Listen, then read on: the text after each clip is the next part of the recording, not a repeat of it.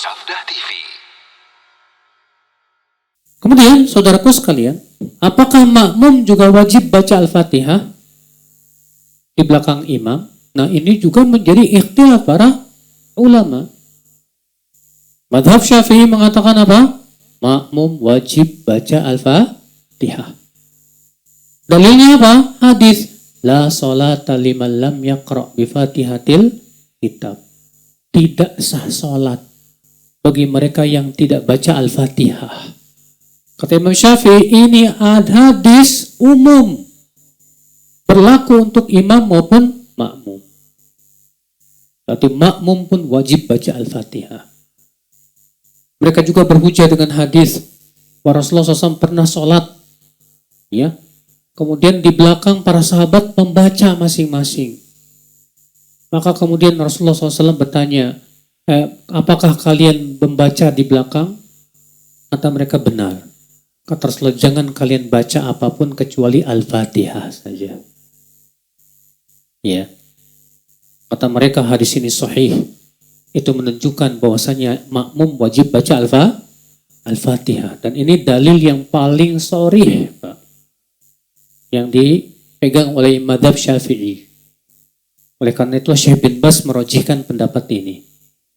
Padahal Syekh bin Baz itu madhabnya Hambali, Pak. Tapi beliau merojihkan madhab Syafi'i dalam masalah ini. Iya. Sedangkan Imam Ahmad madhabnya tengah-tengah. Imam Ahmad mengatakan kalau imam baca maka makmum cukup apa? Mendengar saja.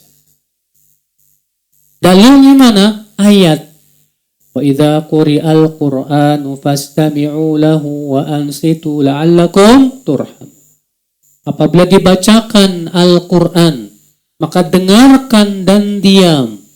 Allah mengatakan kalau dibacakan Al-Qur'an berarti dengan keras, maka dengarkan dan diam. Kata Imam Ahmad, ayat ini turun mengenai bacaan di belakang imam secara ijma. Iya. Dan ini pendapat yang dirojikan oleh Syekhul Islam Ibn Taimiyah rahimahullah dan Syekh Albani dalam kitab ini. Dan beliau mengatakan bahwa perintah untuk membaca Al-Fatihah di belakang imam sudah dihapus. Sudah apa? Dihapus. Ya. Makanya beliau di sini membawakan judul Naskhul Qiraah wara al-imam fil jahriyah. Bacaan makmum di belakang imam saat sholat yang dikeraskan sudah dihapus, kata Syekh Albani rahimahullah. Ya. Nah, ini akal Islam, itu pendapat. Yang jelas ini juga masalah ikhtilaf para ulama. Ya. Tidak boleh kita saling menyesatkan, Pak. Antum punya teman baca Al-Fatihah di belakang imam, lalu antum bilang, kamu ahli bid'ah. Enggak benar nih.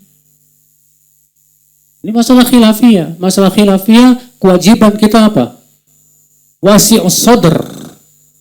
Ya. Lapang dada.